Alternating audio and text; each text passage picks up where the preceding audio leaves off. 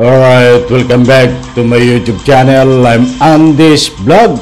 Ito, mga kaibigan, napakarami yung nagkalat diyan sa liwasang Bonifacio. Dahil ginaganap po na ma-auto rally.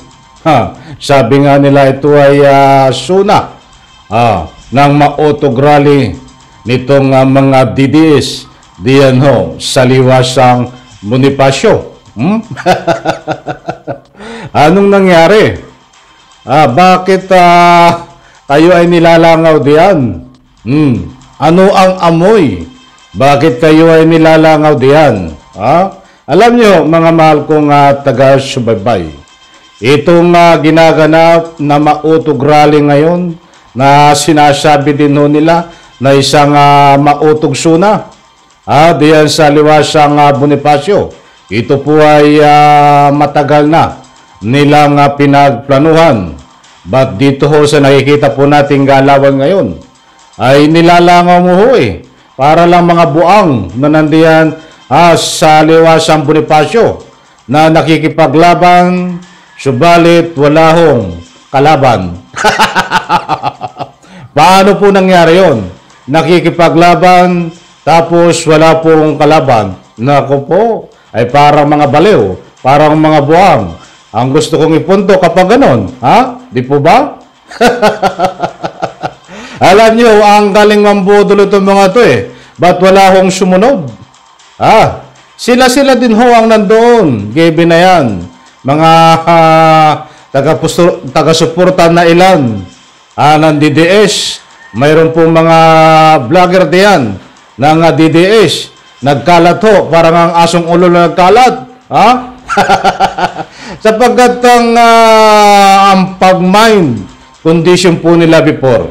Sa taong bayan, ito ay isang organisado. Isang malawak na rally na mautog rally. Isang suna, ito yung panlaban, pandapat dito sa gaganapin na suna ng ating mahal na Pangulo. Kasalukuyang Pangulo Bongbong Marcos sa araw po ng Monday. Ba't ang lumalabas dito sa kanilang organized na rally na ito disorganized? Sabi ko nga ho, nakikipaglaban ng walang kalaban. Diyos mio mabagin. Diyos ko po Rudy Santa Miren. Ano ang gusto kong ipunto? Bakit ko nasabi na malakas mambudol subalit wala hong nabudol itong mga ito? Ay anong pamanuay nananawagan ho sila? Ilang linggo na ho ang nakakaraan ay nananawagan ng mga DDS vlogger. Humanda ka na, Pangulong Bongbong Marcos, ito na ang iyong katapusan. Ang lakas, di ba, ng mga panawagan. Ano nangyari ngayon? Ito na ang magpapabagsak sa Pangulo ng Bansang Republika ng Pilipinas. Ano pong nangyari? Bumagsak ba? Diyos ko po, Rode.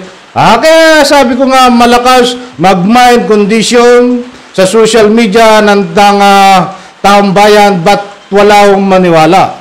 Mga mahal kong taga-subaybay. Pangita naman nandiyan po mga strong evidence. Parang ang mga ulol nandiyan sa liwasang Bonifacio nakikipaglaban ng walang kalaban. Diyos mio mabagin.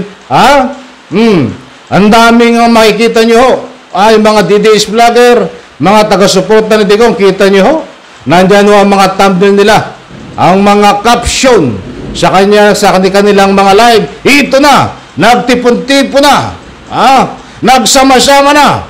Ito na magpapabagsak sa Pangulong Bongbong Marcos. Oy, mga ulol kayo, nananaginip kayo ng gising. Ito ang nananaginip ng gising.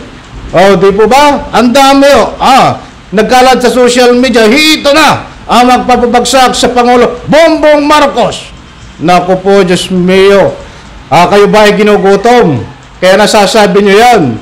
Ibig ko sabihin, kayo ba ay nalipasan ng gutom? Mas mabuti pa siguro para hindi kayo malipasan ng gutom diyan. Ay umuwi na lang kayo at magsaing. Ay pumasyalo kayo talagang grabe. Nandiyan ho talagang nagtipon-tipon na. Ang mga taga-suporta na DDS, parami ng parami, upang patalsikin na sa pwesto ang Pangulong Bongbong Marcos. Yan ho ang sinasahad nila. Diyan ho sinasabi na mautog rally na suna. Diyos mio, mabagin. Alam nyo, yan wala pong problema, mga kaibigan.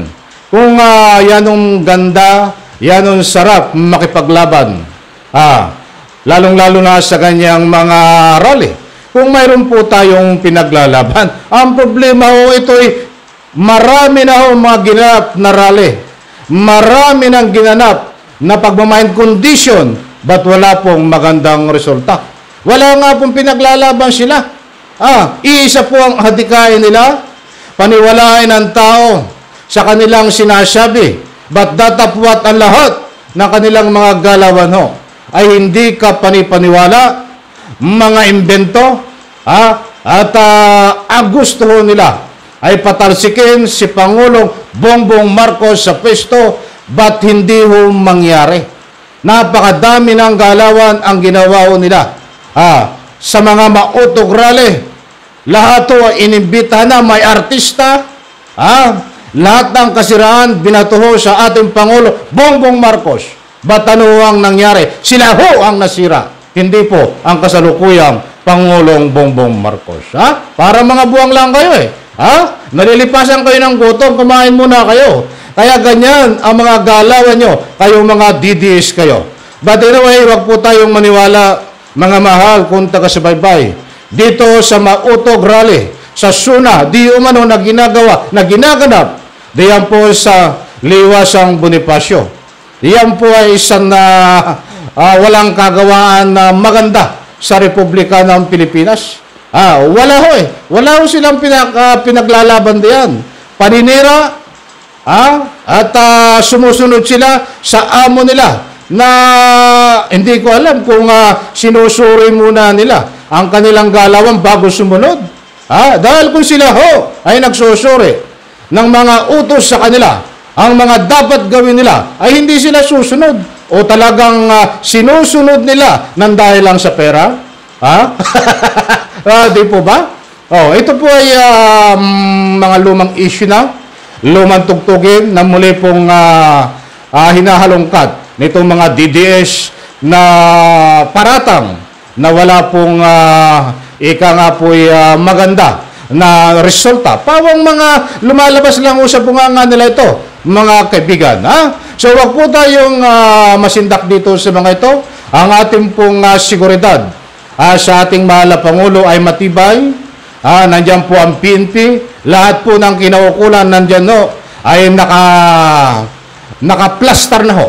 Ika nga po nakahanda na dito sa gaganapin na Suna sa nalalapit po, mga kaibigan, sa araw ng Monday. Kaunting paalala ho, mayroon pong tinatawag na gamban. Kung kayo po ay nagdadala ng anumang armas, ay bawal na ho diyan sa part ng Manila, dahil yan po ang dineklara ng ating pamahalaan sa nalalapit na Suna, mga kaibigan. So, alam ko ho, hindi na ko naman kayo pinapangunahan. Alam kong hindi ho kayo maniniwala. Ano man ang ginagawa na laban nitong mga DDS vlogger, nitong mga DDS supporter na para mga asong ulol na nagkalat po diyan sa Bonifacio. Muli kong inuulit, hindi ko po kayo pinapangunahan. But, alam ko na hindi ho kayo maniniwala sa mga galawan nitong mga DDS na ito, mga mahal kong mga subaybay.